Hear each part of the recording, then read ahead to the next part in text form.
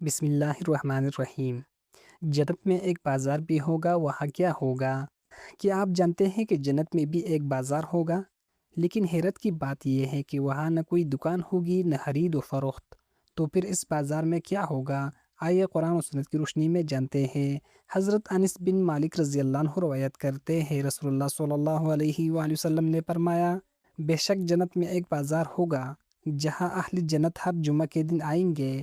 پھر شمال کی طرف سے ایک خوشگوار ہوا چلے گی جو ان کے چہروں اور لباس پر اثر کرے گی اور ان کے حسن و جمال میں مزید اضافہ ہو جائے گا۔ پھر جب وہ اپنے گھروں کو واپس جائیں گے تو ان کے اہل خانہ کہیں گے، اللہ کے قسم آپ تو پہلے سے بھی زیادہ حسین اور خوبصورت ہو گئے ہیں۔ وہ جواب دیں گے، اور تم بھی ہمارے بعد پہلے سے زیادہ حسین اور خوبصورت ہو گئے ہو۔ صحیح مسلم حدیث نمبر 2833۔ جنت کا یہ بازار حسن، خوشی اور نعمتوں میں اضافے کا مقام ہوگا۔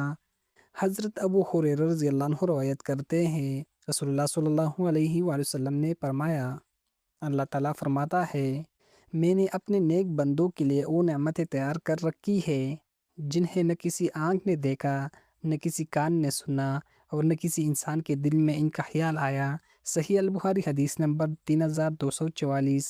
جنت کی نعمتیں ہماری دنیاوی سوچ سے کہیں بڑھ کر ہوگی۔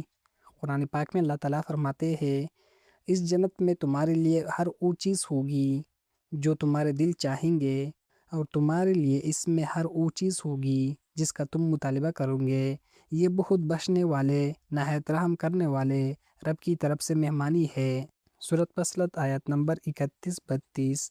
نوٹ: حدیث میں بازار کی مزید تفصیلات جیسے مخصوص دکانیں، سونے کی محلات یا دنیا جیسا لین دین ذکر نہیں ہوا، اس لیے ایسے باتیں بیان نہیں کرنی چاہیے۔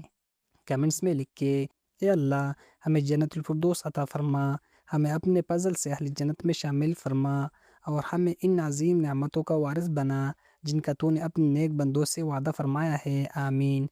اگر آپ بھی جنت کے نعمتوں کی یاد تازہ رکھنا چاہتے ہیں تو اس ویڈیو کو اپنے دوستوں، اہل خانہ اور سوشل میڈیا پر ضرور شیئر کریں تاکہ زیادہ سے زیادہ لوگ جنت کی رغبت حاصل کریں اور نیک اعمال کی طرف متوجہ ہو۔ انشاءاللہ یہ آپ کے لیے بھی صدقہ جاریہ بن سکتا ہے۔